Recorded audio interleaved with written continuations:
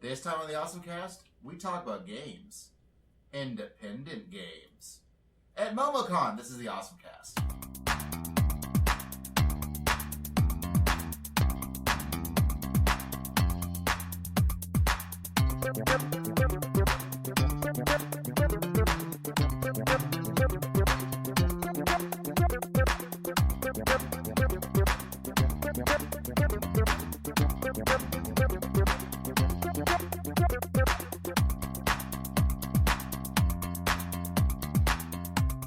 Hey folks, and welcome to the OSMcast, your podcast for everything awesome. I'm Basil. I'm Kevin. I'm Barry. And that's us, but also joining with us is the newly christened OSMcast North. Okay, great. Patent pending. Well, sort of north. I mean, you're north of us. Yeah, I was about to say, you know, this isn't like some New York shit. You're not in Florida, you're north of us. So he's John. Am I? I think so. Okay, cool. Dylan, Hot Jess. No, you are not as hot, Jess. Hot Jess. Except for Barry. That is only when the sun goes down. That's all that And matters. he's drunk enough. We need to draw a diagram of what Charlie's actually supposed to be called. So, we are at Momocon. It's Sunday. But we're not talking about the convention itself. Not really. I can't. I'm way too involved. And then I am a director. I help design badges and other graphic monkey work. And Jess has incriminating documents against Basil that she's willing to turn in to the authorities. Yeah, Well, that that's was given. that was a night. That But- poor Cub Scout troop. That doesn't stop us from talking about the indie games that Momocon has brought with them. Strong, independent games that don't need no man to tell them what to do. That's right. Although they sometimes need a man to design them. Or a woman. Yeah, but some are designed by men. And women. Yeah, And it's women. just being... Or non-binary people. Whatever. Yeah, Kevin. Or A lot of highly- those guys, they were like the only one developing their games. Like, so I'm pretty sure they were designed by a guy. I think at least one game was probably designed by a person who identifies as male. At least one. Fair enough. No woman would make that go to bed game. I think that's something many women can relate to. Waking with monsters in your bedroom. Maybe you could. Now, put your kid the fuck to sleep. Ah. I don't care if there's monsters in that closet. You're going to bed. That's a great game in and of itself. Put your kid the fuck to sleep. Some will say that's the hardest game. Like, how much bourbon do you give them? The most before the steak dangerous comes? game. You just dip the nipple in the bourbon. Hashtag dip the nipple.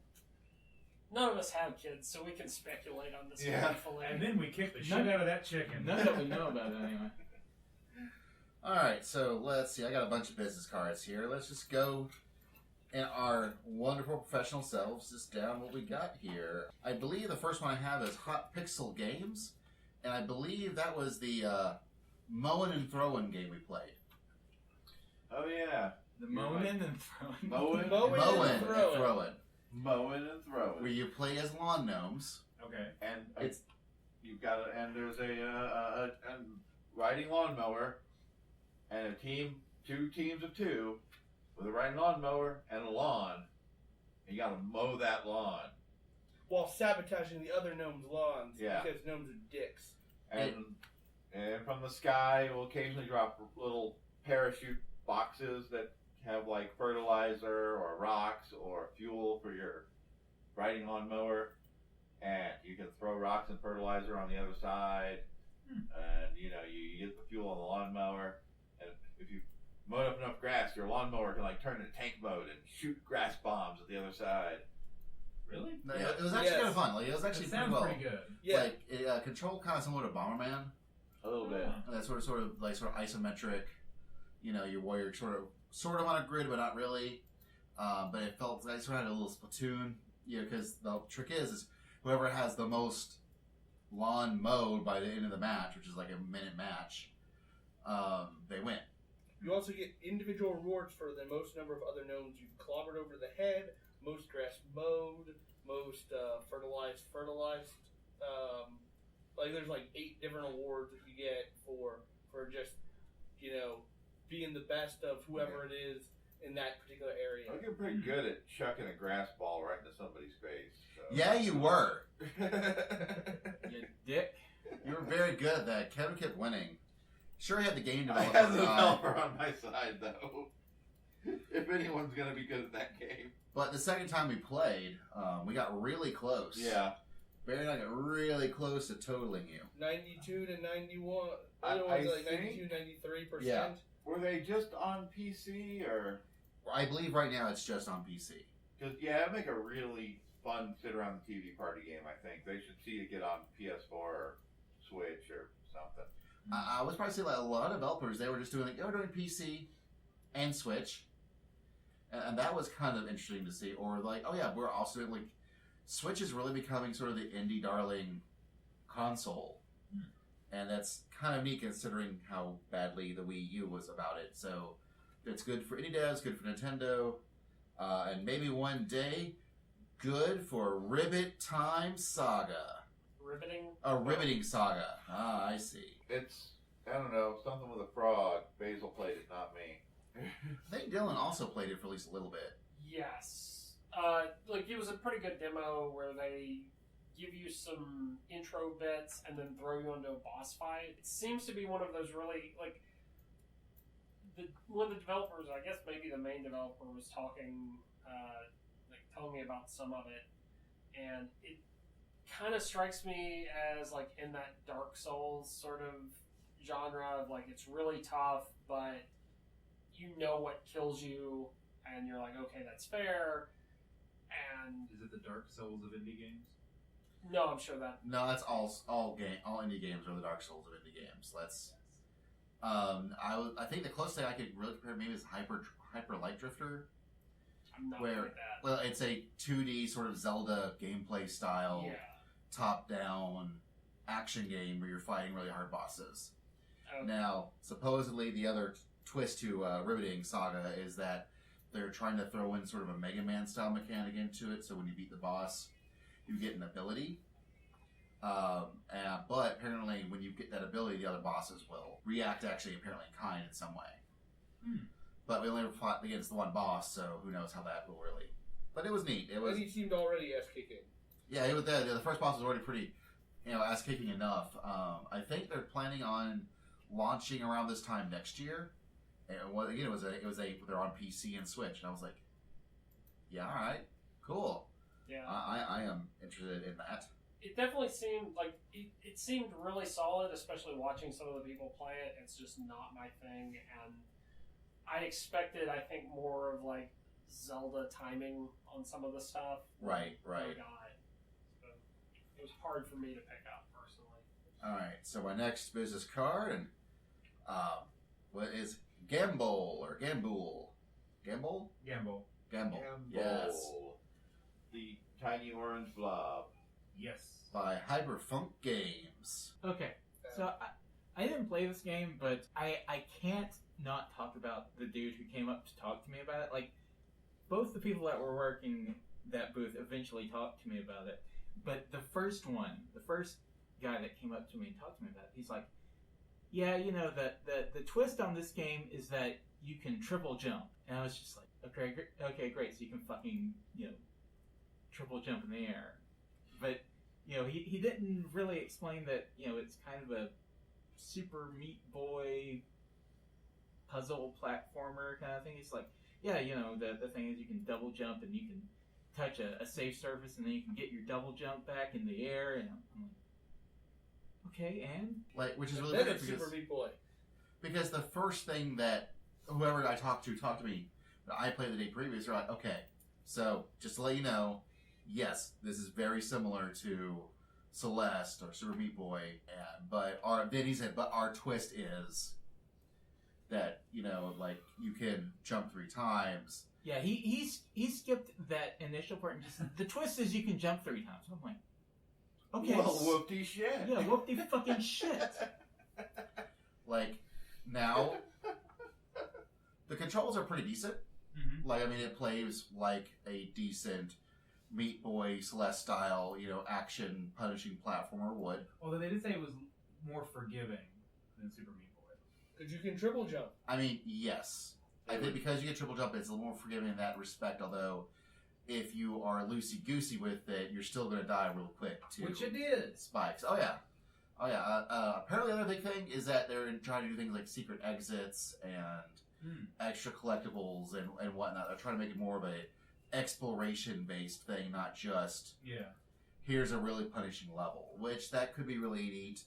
And I do feel that the review they had on the little whiteboard below it, I have spent money on worse. An actual review was It was I paid more money for worse games. yes.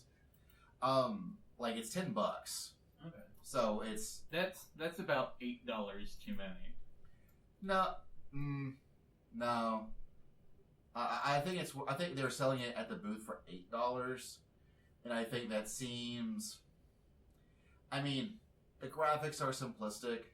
It is clearly. I think they're this is someone's first game. Yeah. But it wasn't bad. It didn't feel buggy or anything. Like it felt, while it felt simple, it felt complete. Like I wasn't like dropping through floors or anything. It felt like it was doing exactly what they intended it to do, which is good. And I think, and I have played other games, even at this booth, that were way worse than this game. Way worse than this game. No, this game it's a valiant first effort, and I'm positive it is worth some people's time. Yeah. Like I do not like. I really actually. It's a pretty interesting game, but it is quite tough. Oh, don't forget, Mowin Throw was also gave us free beta copies Yeah. Wow. for signing up for their mailing list. Speaking of, okay, so my next business card was Elemensional Rift Yes. by NRUTD. Elemental Rift. I still don't know what I was doing when I was playing this game. Yeah. Okay, I'm glad I'm not the only one. Which game was this? I know what I was doing. I was diving into holes on purpose to end the game sooner. Yeah. It was very much Super Smash Brothers, but I could not get a feel for. But I kept questioning myself. Like I felt like I'm not getting this, and I don't know if it's because there's nothing. If there's a problem with the game, or it's a problem with my perception of how I'm supposed to be playing this game. I think the problem was like the controls responded a lot like Smash Brothers, but it's this little like the art style is this little 16-bit, these little 16-bit characters, and so when you're punching each other, you're not like there's not like a very clear punch animation. Oh, things that like game. Yeah. And it's really hard to tell what you're doing and what's happening, and hit detection is kind of In weird. other words, they have real shitty hitboxes. Yes. And I couldn't Well, quite get the feel for if different elemental powers were supposed to actually do different things, or there was one character I played that I think I must have been playing wrong because their regular not messing with it attack had this ridiculous wind up, but no more reach than any other attack. Was it the pig that rolled into a ball? No, this was I played him. This was He the guy with seemed the really mask. easy to play. Pig The guy with the rolling into a- mask, his regular attack, he wound back for a really long time before actually hitting. So it was, I don't think I ever connected with it, and so I ended up having to do like crouching hits or jumping or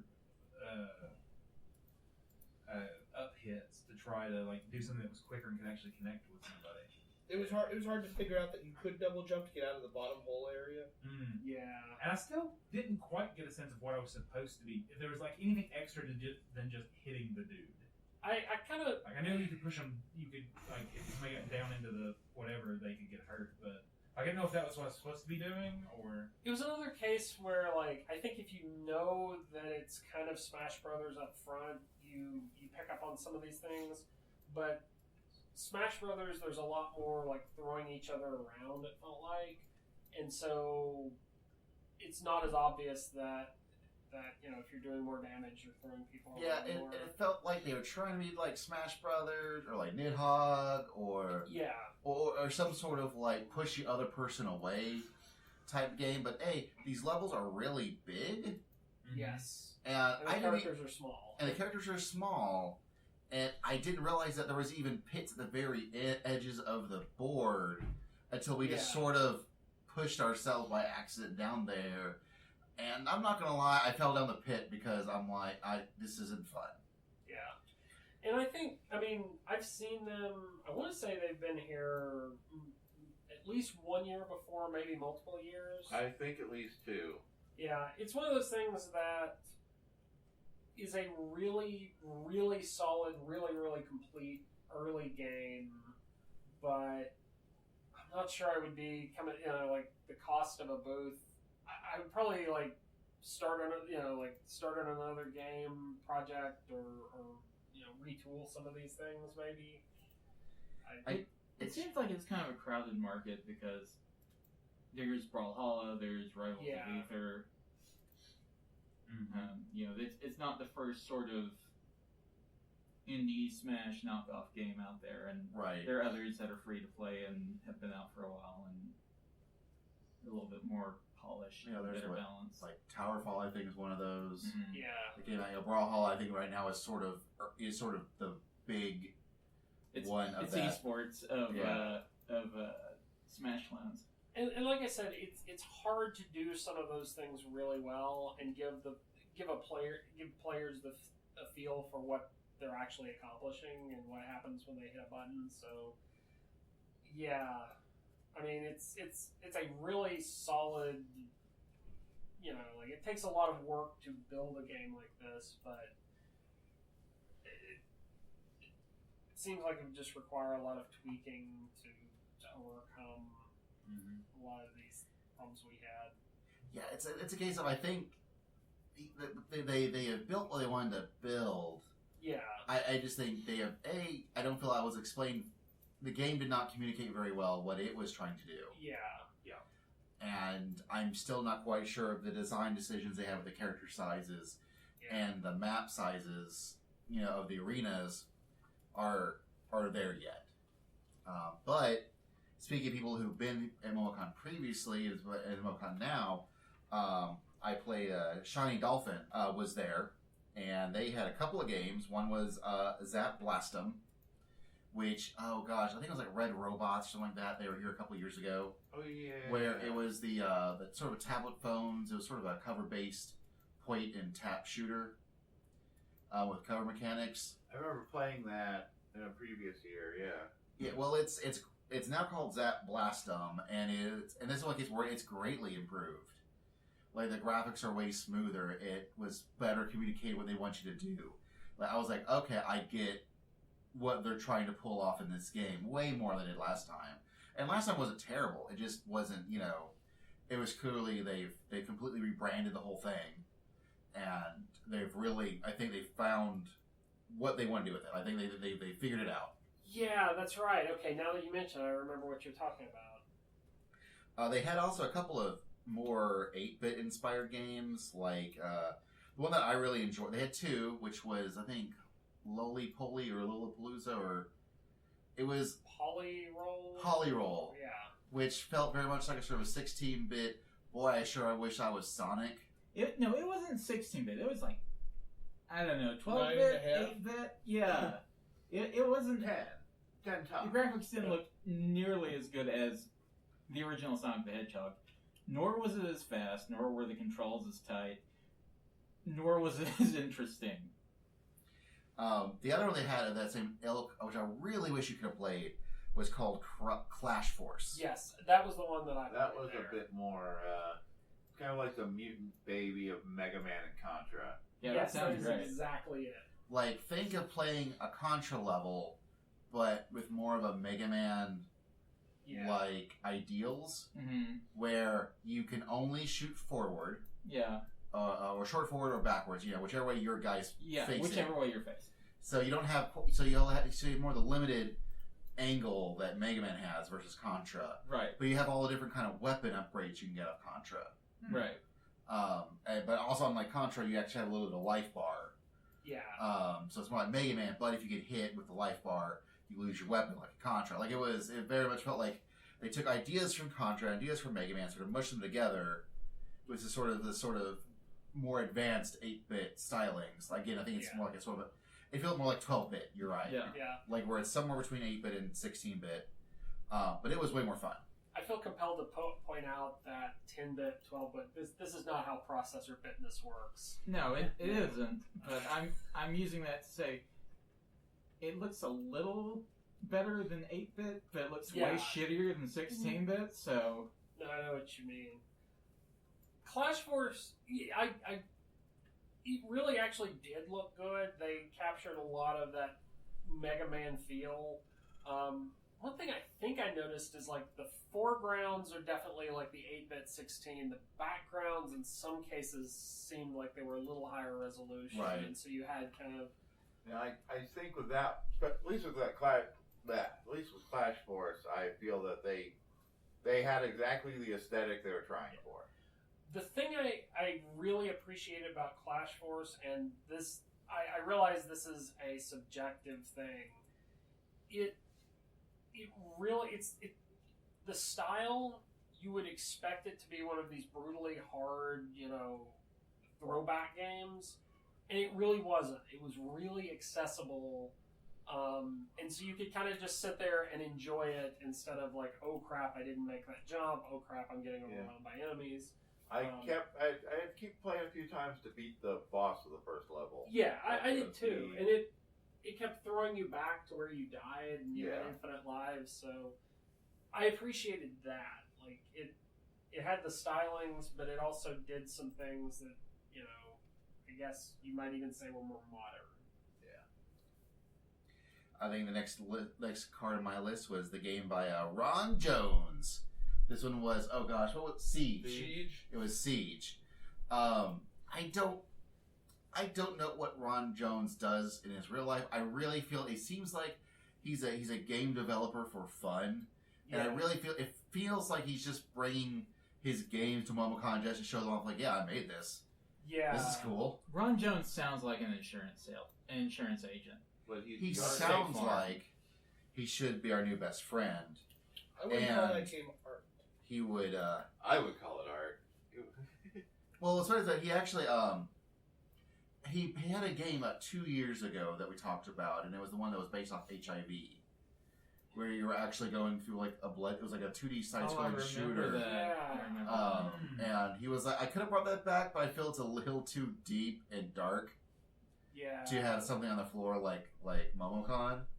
And so he brought this thing called Siege, which was sort of this, which was sort of a point and shoot game where you're on a tower and you're having to shoot down enemies, but they're all like space invaders or asteroids. I mean, like the actual asteroids from asteroids, and like Pac-Man and ghosts and things. Like it was clearly not meant to be sold, just meant to be played at a for fun.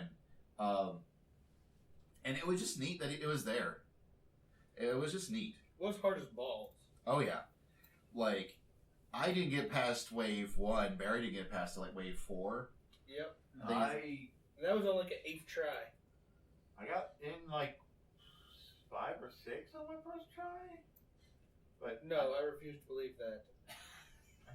I did pretty well. That's why I was like, "Hey guys, look at this game. It's cool." Wait, were you with us when you did that? Yeah. Well, I pointed you guys at it. Like after I sat down and played it a little bit, I'm like, "Oh, this game is cool. I like all the little throwback stuff. It's kind of like Upside Down Missile Command." And then everyone else was like, "Oh God, it's so hard." I think Kevin's correct because Objection withdrawn. he knew the actual enemies before I saw them. So Yeah. like he had clearly had to have played it to do it. Another game that Kevin played was Depth of Extinction. Oh yeah, I did play that. Yeah, that was the game. Yeah, that sounds Moving on. memorable. No.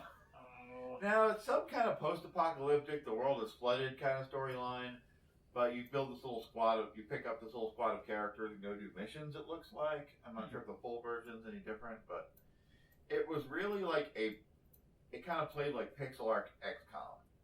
And I don't mean like earlier versions of XCOM that were pixel art. I mean like the modern XCOM, just in pixel art. You could like do a full move and do nothing, a half move and shoot, or you had Overwatch. You could, there was cover mechanics. You could play Overwatch instead. Yeah, you could play Overwatch instead. I had cover mechanics that were fairly identical to how the recent XCOM games were. And it might be fun. Like, I played a mission and got through it, and I was like, okay, I got the thing and got back to my sub and got out. Okay, that was okay. I don't know how deeper it goes, but... So did you have fun? Meh.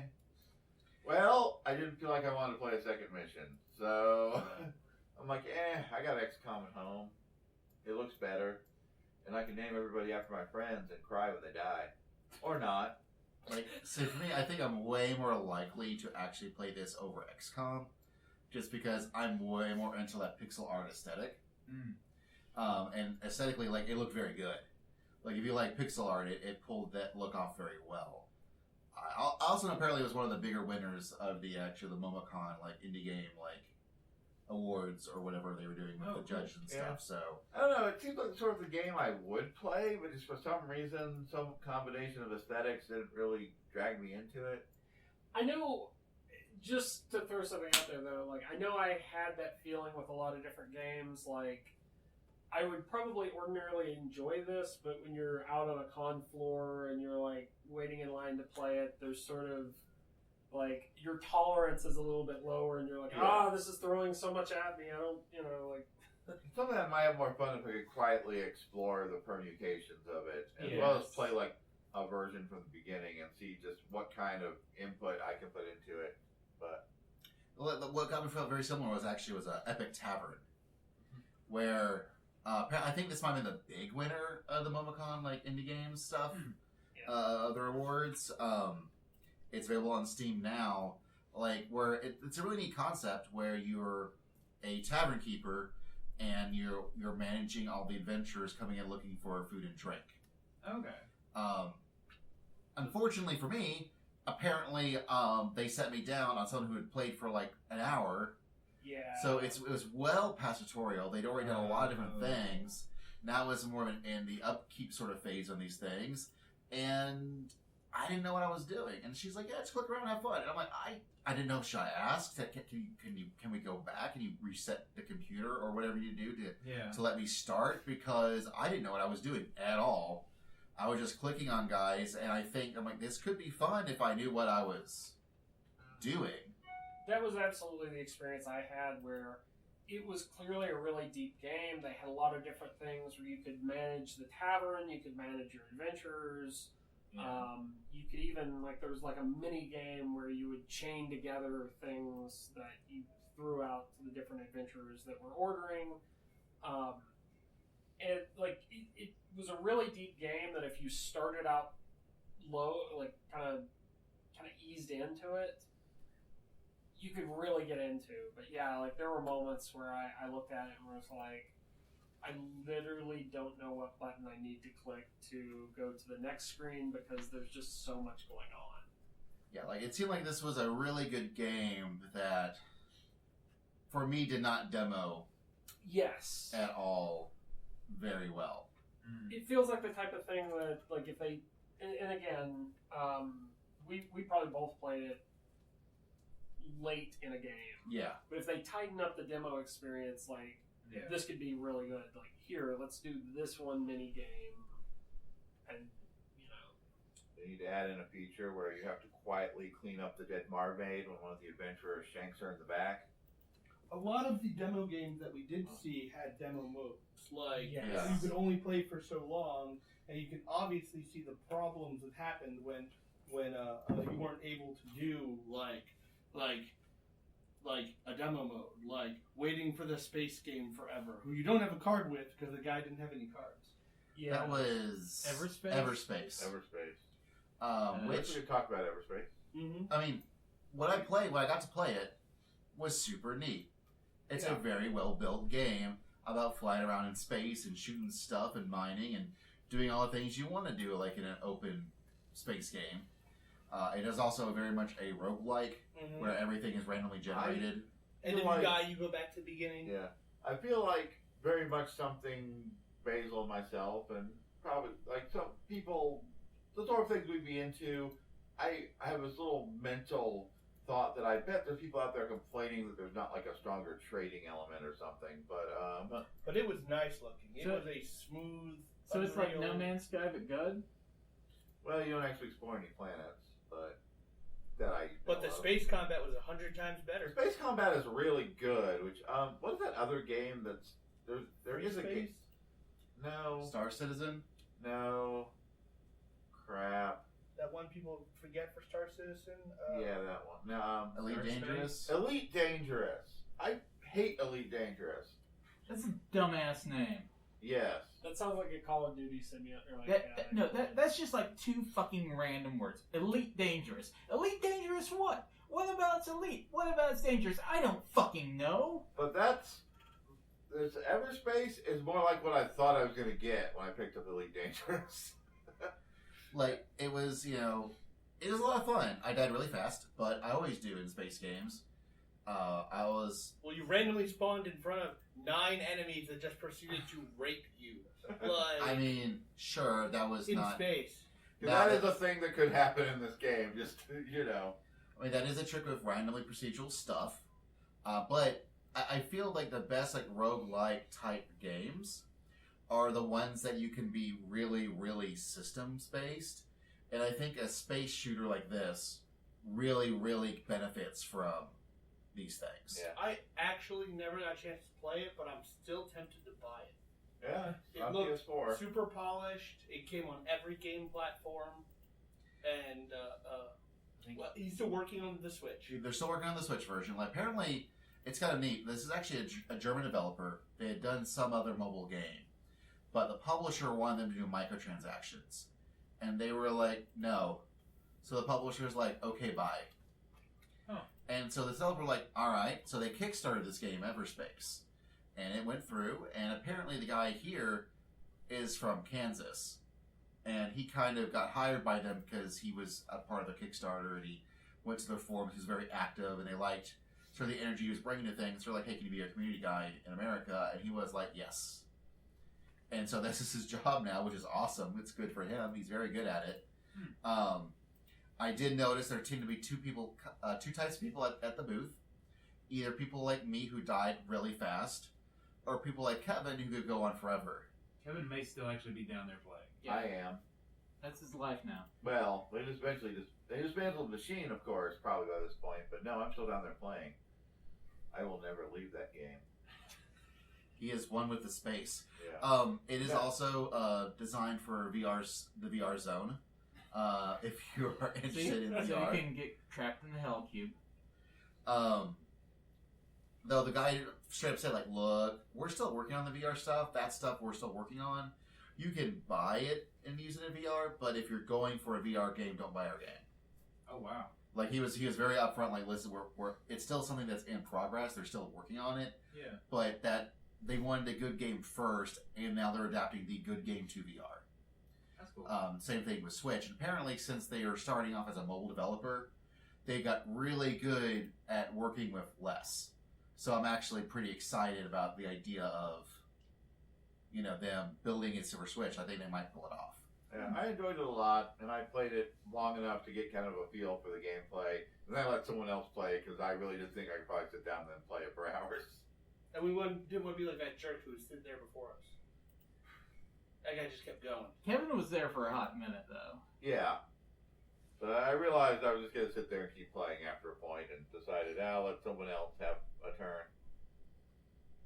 Alright, what do we got next? Next up, I think One Deck Dungeon. That's what's in front of me right now. That was a game. That was a game I played. I might spend money on later. That's was- a game I might spend money on. That was a very good game that I at first intensely disliked because I had no idea what I was doing at first. Yes. Mm-hmm. Like, that was a game that I started playing, and that was very much the, this shouldn't be on a show floor. I don't, like, this place is loud, this game is very, it's a strategy game. I don't know what I'm doing, what's going on. But then as I was finally coming to grips with what it was doing, I'm like, oh, wait, okay, sorry game, this is really fun. Alright, you got me, this is really fun. It's actually an electronic version of a physical card game that they had there at the con. They were also selling. like, it was a board game that's designed to be a board game dungeon crawler roguelike thing. Yeah. Where it's all random based and it's all card based, hence one deck dungeon. And everything is sort of powered by the dice rolls for randomness to see what you do. And it was neat. It was fun. Like, I never got to complete my second or third tries at it just because I was taking too long and really going deep into it. But once you start figuring out how this works, it was pretty good.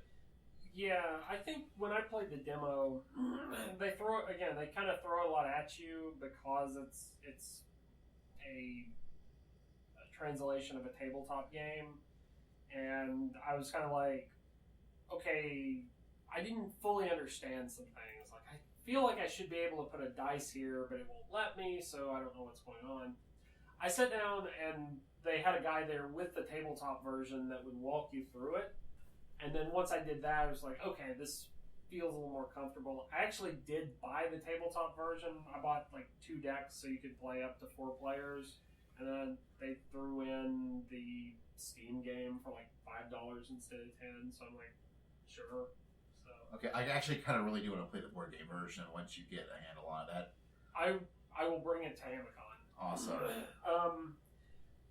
I guess the thing I would say is, like, it's the same company that converted Sentinels of the Multiverse to a digital game, which is another game that I imagine if you played the digital game first would just like confuse the hell out of you.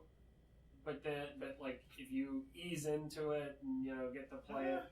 I play the digital Sentinels of the Multiverse. I feel like after a couple rounds, it started to make a lot of sense. Okay, I may be wrong about that. But that could just be me. It just feels like a weird experience because in my mind I think of Sentinels as like this multiplayer, you're sitting around the table and you're talking, you're planning stuff out kind of game. And I imagine, One Deck Dungeon is not co-op, it's very much like you're all playing against the game to get the highest score, I think. But yeah, like you lose something, but at the same time, there's an element of strategy. Also, there's what's neat about a digital game is that, of course, there's no, you don't have to deal with anything physical. Yes. So it was nice to be able to click a button and roll all these dice immediately. Yeah. It did show me where these dice go because everything's color coded. Yeah. And I realized there was a certain order they wanted you to put the dice in. Yeah. And then I also realized, oh wait, there are black dice, and those black dice are wild dice. I can use these wild dice anywhere. Yeah. And once I started coming to grips with things, I was really appreciating it being digital. Yeah. But I really want to try the tabletop actual physical version too. All right, let's take a break, and we'll be right back with more board games at Momocon 2018. And we're back. Twin Cop was the video game.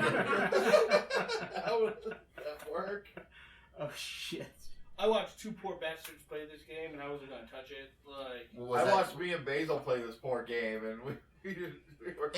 It's such a neat idea that my brain is not built for. And the idea is you're playing one cop that's built of 2 people. So both 2 people have to play as the cop. And there are actual multiple different characters, each with their own special abilities that you can pick from. I'm getting real fucking confused. Okay, so there's one character on the screen. Yes. That 2 people can control. Yes. It is, think 2D, top-down, very Smash TV type gameplay. One cop made up there from 2 various halves characters of cop. that you can They're choose literally like for the 2 of you to control. Okay, you choose half a character. Huh. So one cop made out of 2 cops. That's why they're twin cop. Okay.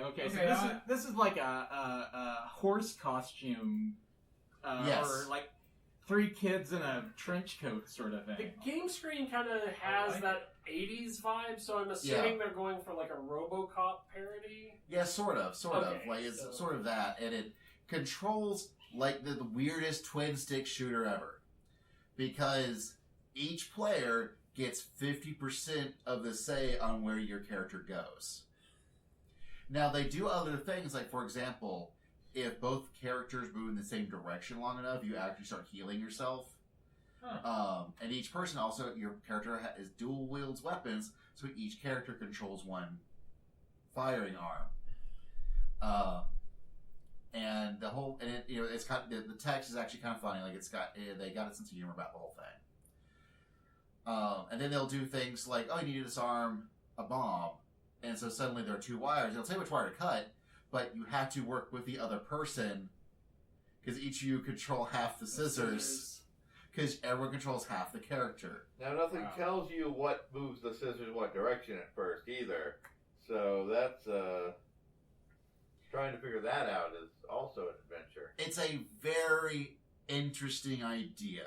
Yeah. And they're doing their best with it. And I think for some people, this is going to be super fun. Sounds interesting. It is not for me. It sounds like a total fucking nightmare.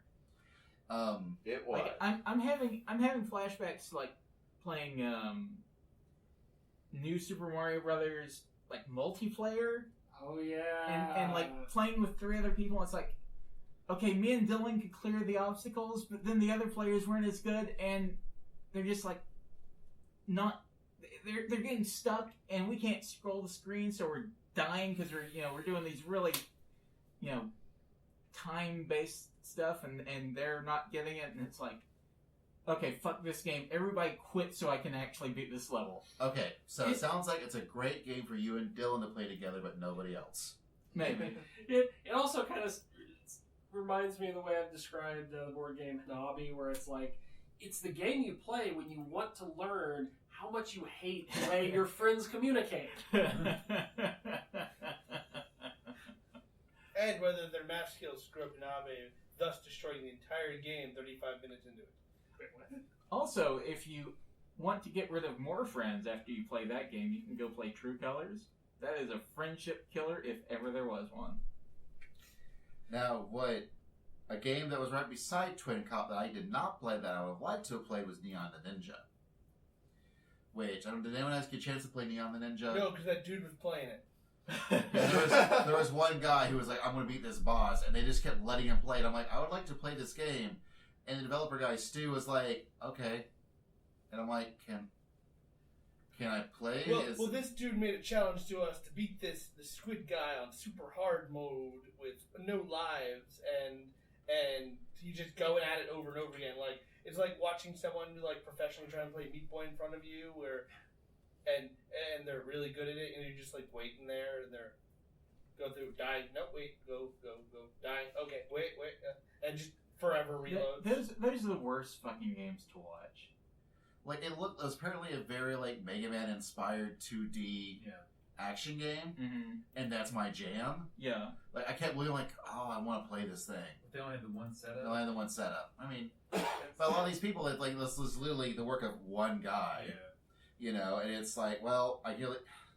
But if you're gonna display something on a convention floor, maybe not let the dudes. You need 2 setups, and you need a time limit. Like you just do. Yeah, maybe not let the one dude try and do this one arbitrary ass thing for 6 hours. I mean, if you play it long enough, you'll get it right. I mean, but whatever.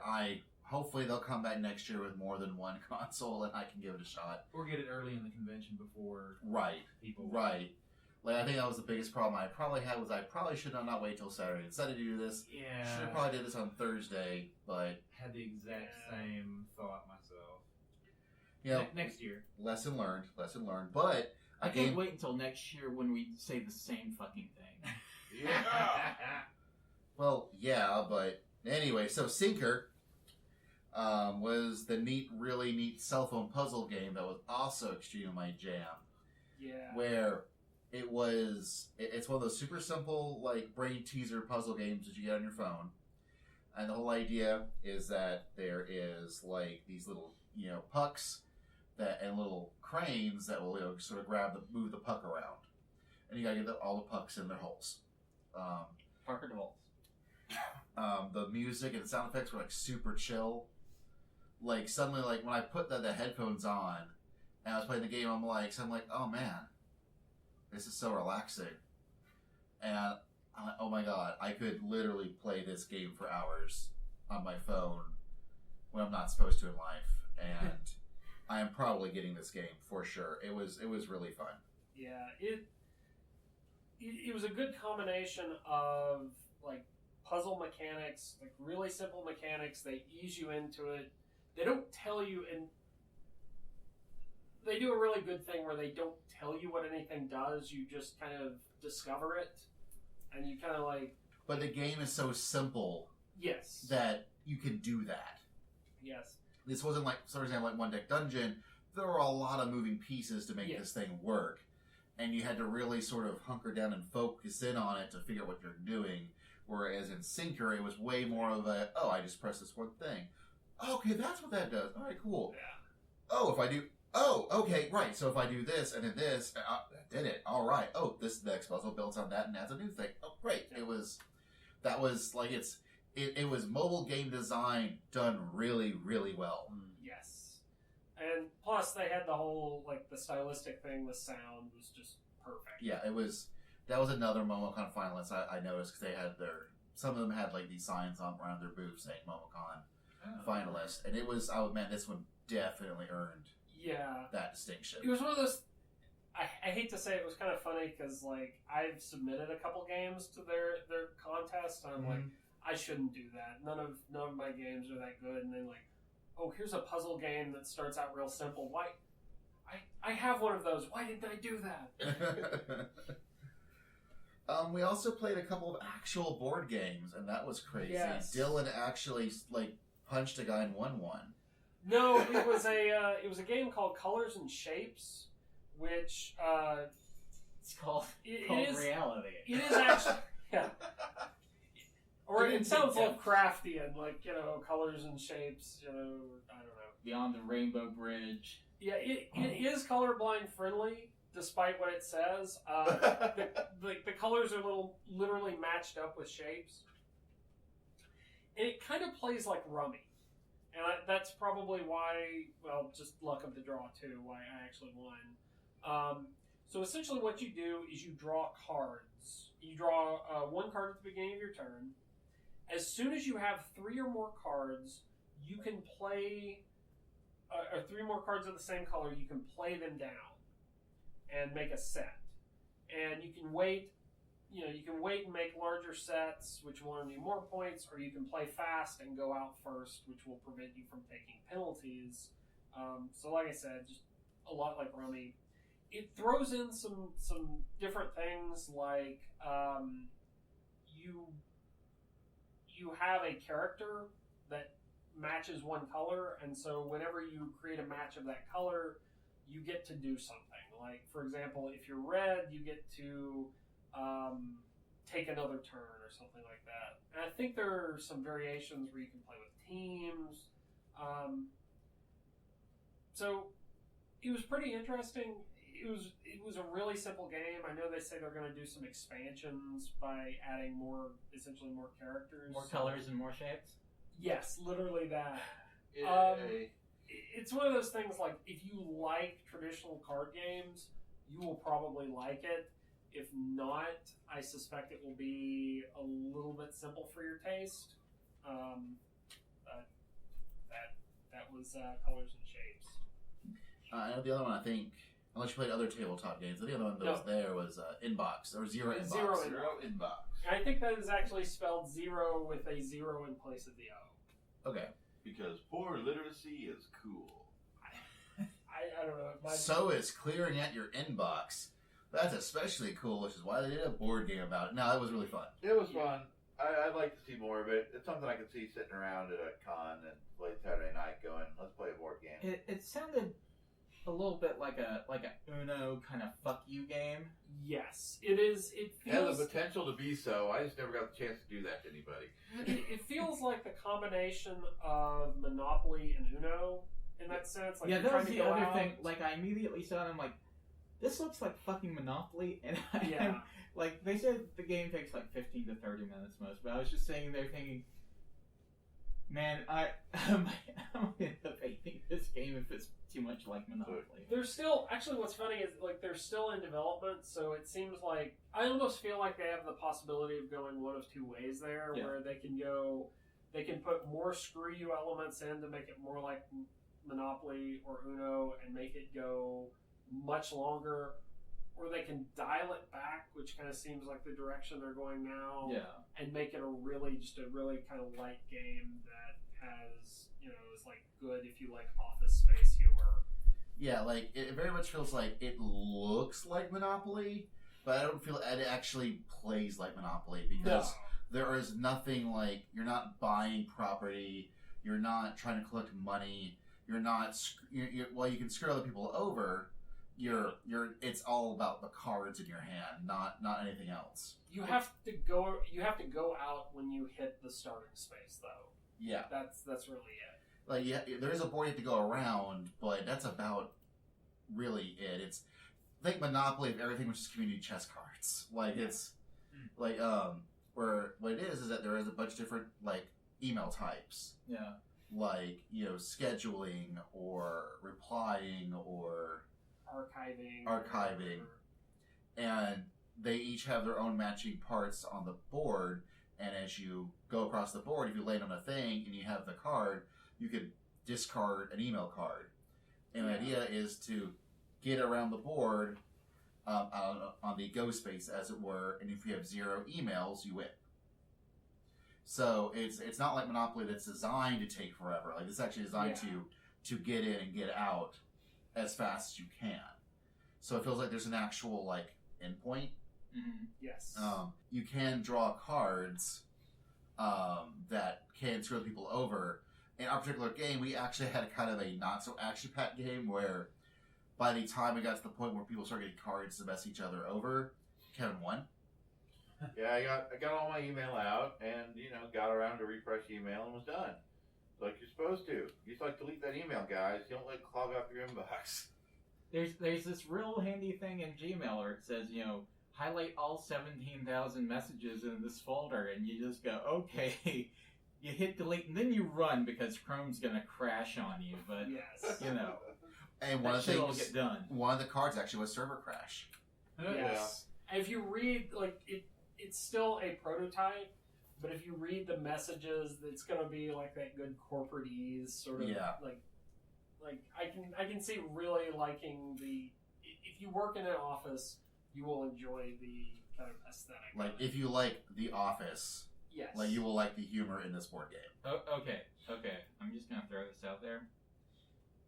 These guys need to go talk to Sanrio and turn it into like an Agretzko game. Oh man, that would make it 1,000 times better. That is.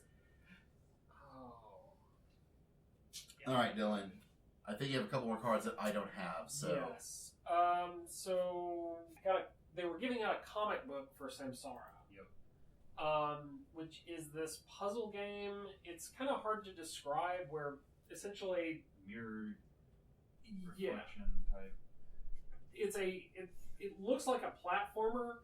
It's not, because I watch people play it on an Xbox One. You can totally play it on a tablet. Works just as well. I played it on a phone. Yeah, that's right.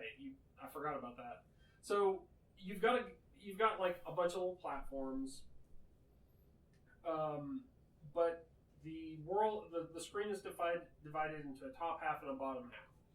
What you have to do is place blocks so that your little side scroller guy can get to the goal. And there are different, like as you progress, there are different effects that allow you to like swap sides. There are levels where you have a mirror version of yourself.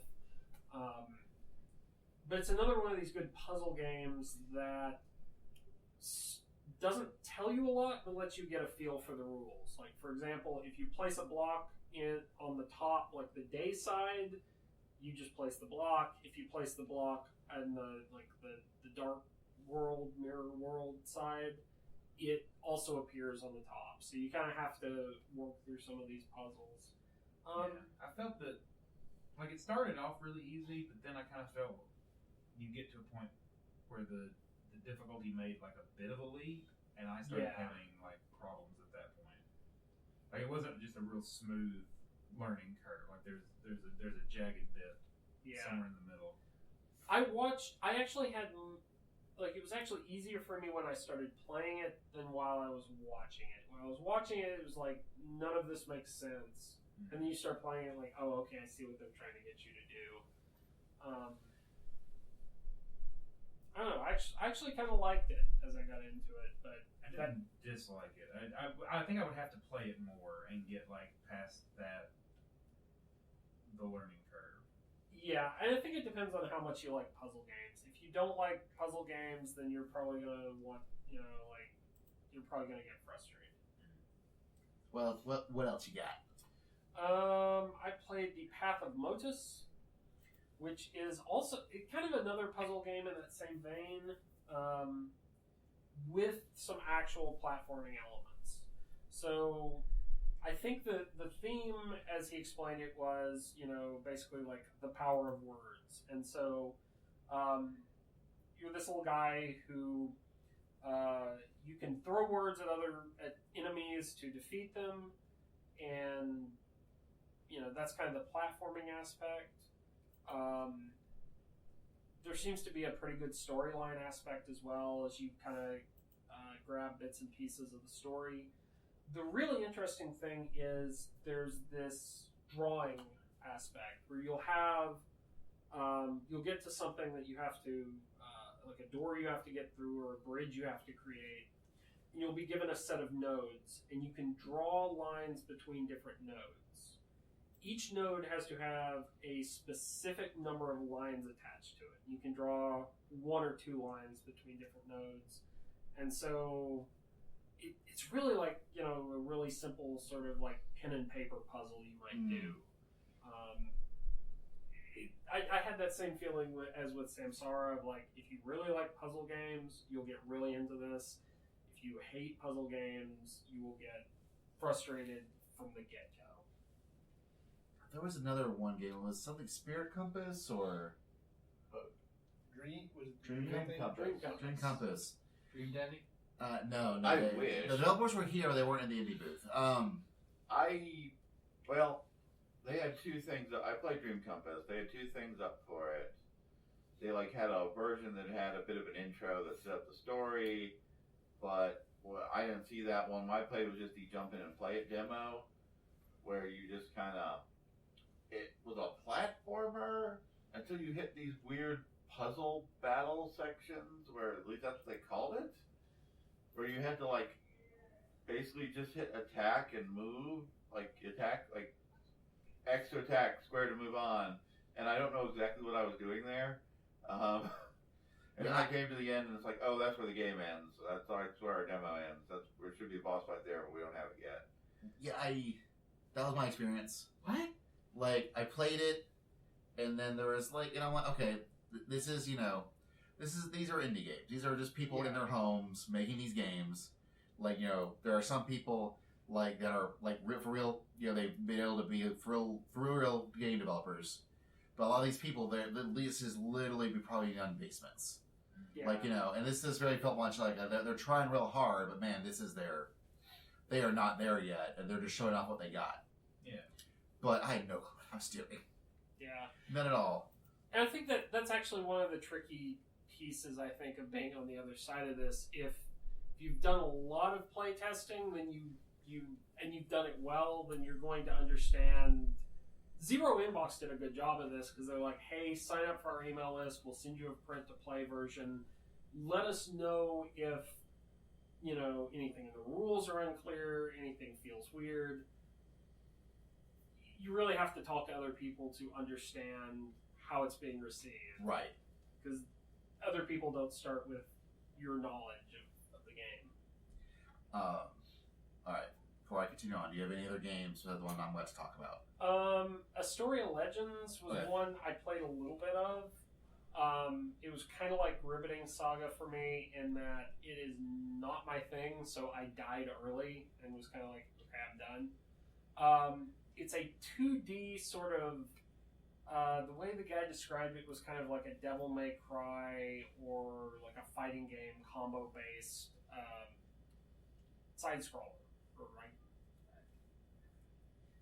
it was another game that they did a really good job of having a demo of like, we're going to give you these 4 fights, and then you're going to fight a boss, and that's kind of Okay. it. So,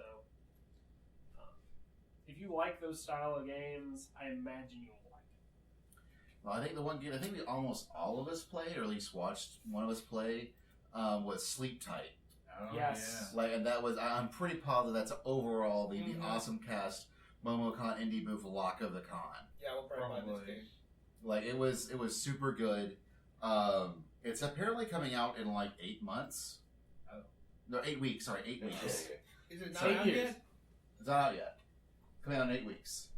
But it's coming out on PC, I think Mac and Switch. And like the art direction of this game is super good. Apparently because one of the designers, his roommate, like works for like Disney or Pixar or something, and he got his Disney friends to help them with the art direction. It looks do very it. much like Monsters Inc. Like it looks very similar to Monsters Inc. And the idea is that you're playing as a bunch of different unlockable kids, and it's part tower defense. You sort really of. should unlock those kids. I mean, You really should just let them out, please, God. But But you'd be trapped in a room and it's full of monsters. Yeah. and by day, you're building up your resources so that at night, when the monsters come as a twin stick shooter, you can shoot them all dead. But it was really neat where they start off at least the demo at night, and you go through a wave of enemies, and then you get your points, your sun points and stars to spend on stuff. Mhm. Like you can buy like barriers to put around you. turrets. You put down Yeah. you can buy turrets that you put down. Better guns, power-ups, restore your health, reload your ammo. And Make shields. There was like Yeah. 100 separate paths you can go. Each one of us played a totally different game. Although I think the necessity was like upping your speed. Like, No, Really? I never did really. I stayed in a corner and just shotgunned everything to the face when Oh, it came wow. close to me. I Built Okay. a bunch of turrets. And that's definitely different ways to play because I felt when I was playing, it's like, oh, I have to have speed. That's the only way I can do that. Yeah, I Basil ran everywhere. I just like sat there Yeah. and was like, bam, bam, bam. I bam. didn't play it, but that was my thought too. Was like, okay, I'm just gonna build like some turrets or some barriers or something, and just create a choke point and just Yeah. mow them down. but you kind of have to build up to this stuff too because you get Yeah. more Yeah. suns the Yeah. longer you play. The only thing the game didn't explain to me, and it really took me a while, I'm like, am I just dumb? I didn't realize you had to spend all your sun points to start the next round. Now you Right. could convert them into more star points because there were 2 currencies. In Yeah, this I game. did see that, but I didn't. I Or didn't always real- buy more ammo. Yeah, I think which is what I ended up doing, but I didn't realize you had to spend them because my tendency in games where you have those kind of resources is see how far you get without spending them, Yes. Yeah. so you can buy bigger stuff when you finally need it. But so that you can't, that strategy doesn't really work because you need to spend the sun points. But and that's like I said, that was the only problem I had is the game didn't. Maybe I missed something. The game didn't explain that to me. But It once was- I got it, I was like, oh, okay, Yeah, this is good. It was one of those things you kind of have to get a feel for by watching it. It's really simple once you get it. Yeah. And But- the different kids have different abilities. Yeah. Yeah. I think that's absolutely critical because if this, like, they could have built this concept as just like you go in, you have a limited number of options, you know, standard tower defense, standard twin stick shooter, and it would not have, I don't think it would have been as good without just like, Yeah. like here's tons of replay value. Well, and I believe talking to one of the guys because they had like the producer and like one of the designers like there. And this feels very much like and the game's 8 weeks out from actually coming out, Mhm. so they're very much in the bug stomping and polish phase. Yeah. So, but it's a small team, but it really feels like they've got it going on. Yeah. So in some ways it feels kind of like, man, I feel bad for these other indie devs, but no, these guys are just as indie as anybody else. Yeah. Like, I think it's like 4 of them total, And it was Um, smooth. and it was The whole super game smooth. was smooth. Yeah, it You know, really was. well designed, well built. And there are some games like, for example, like Everspace and Tavern, and those are games that are out. When you can buy them right now, and this one you can't buy yet. So that's why, all right, now this is the game I'm going to buy this. Yeah. Like the day it comes out, it hits the eShop. I'm buying this on Switch. Like no question. I could legitimately buy that game. It had a lot of like just sit down and play. Yeah. It was. And he was even mentioning like, "Did you like the character?" Oh man, yeah, we actually have to buffer tomorrow. Like it was, and it was really neat. But yeah, he actually mentioned the sun thing to me when I was playing. Okay. So Vita Port win? Well, You should just like let that silence sit for 5 more minutes. Remember when Vita had an indie? okay, honestly, the program? silence was me remembering. Wait, what? What did he say? Oh, Vita. Oh, Vita. Inagata de Vita, what?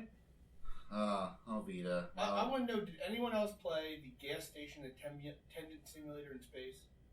No, you did that. That's I'm right. the only one that played that game. Yeah, I'm out of games, so Like it was. I don't even remember what it was called. Crap. Barry secretly saving his game for last. oh Well, crap, I can't remember. It wasn't better than Sleep Tight, which is why I didn't throw down on it a little more. But it was pretty good. It was, advertised straight up as a space gas station attendant simulator where you had to wash cars, scrub out the bathroom, pump gas, and give people directions and stock the vending machine. It was about as mundane of a game as you could ever possibly have. Good graphics, smooth. Something quick stop or Yeah, it Is sounded like the Interstellar objective Quick Stop. to break your soul enough to where you finally just decide to kill yourself at the end of the game? I played a few games earlier that were closer to that than this. It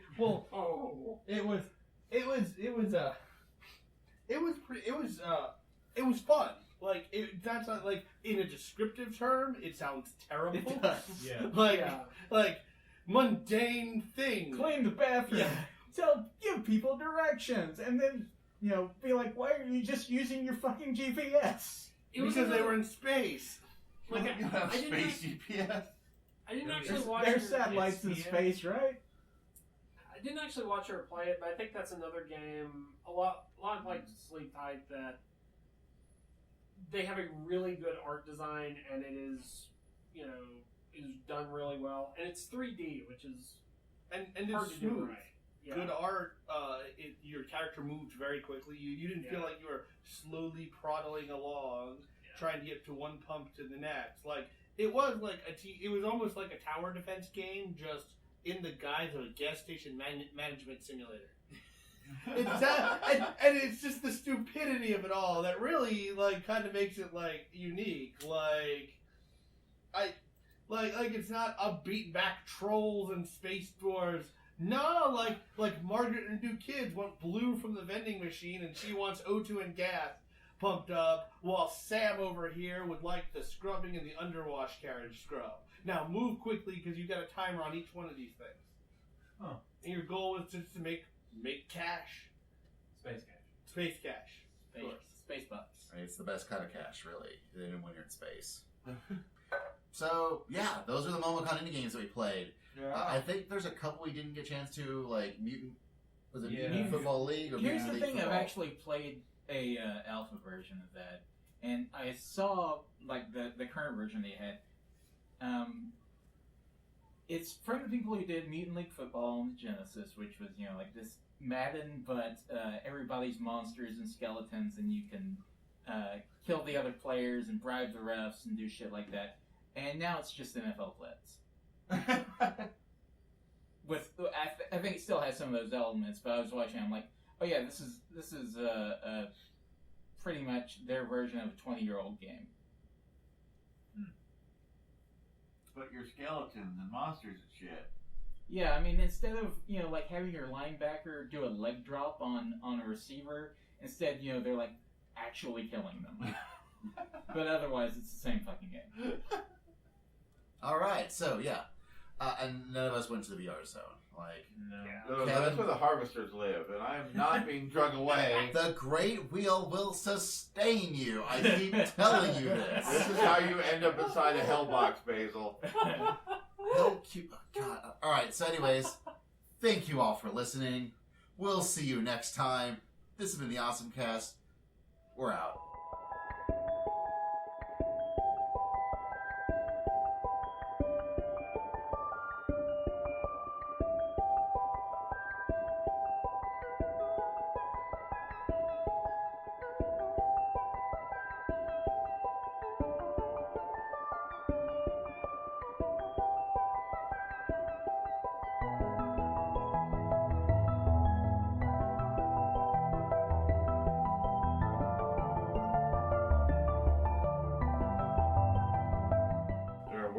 our worlds to get stuck in than Sword Art So Online. what the fuck music am I supposed to use for this? Whatever you want. Just couldn't we were singing in the beginning and just Wow, running on wow.